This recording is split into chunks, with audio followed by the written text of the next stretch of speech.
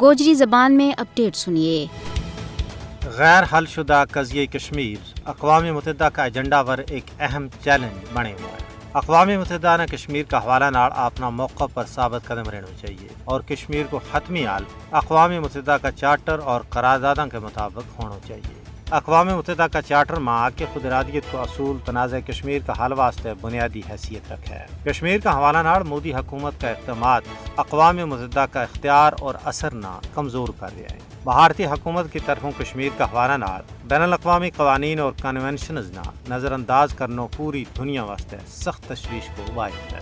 کشمیر میں آبادی کا تناسب نہ بٹان کی ہندوستان کی مذموم کوشش اقوام متحدہ کی قراردادوں کی سنگین خلاف ورزی ہے۔ اقوام متحدہ کشمیر کا ناقابل تنسیق حق خود ارادیت کی بحالی کا عمل میں سہولت فراہم کرنے کو پابند ہے۔ کشمیر میں بھارت کی طرفوں آبادی کا تناسب نہ مزید تبدیل کرن تو بھارت نہ روکن واسطے اقوام متحدہ نہ فوری مداخلت کرنی چاہیے۔ بھارت نے کشمیر کا حوالہ نال اقوام متحدہ کی قراردادوں تو انحراف کر کے نہ صرف کشمیر بلکہ پورا جنوبی ایشیا کا امن نہ داور لا چھڑے ہوئے ہے۔ جنوبی ایشیا میں امن کا سارا راہ کشمیر تو ہو کے گزرے۔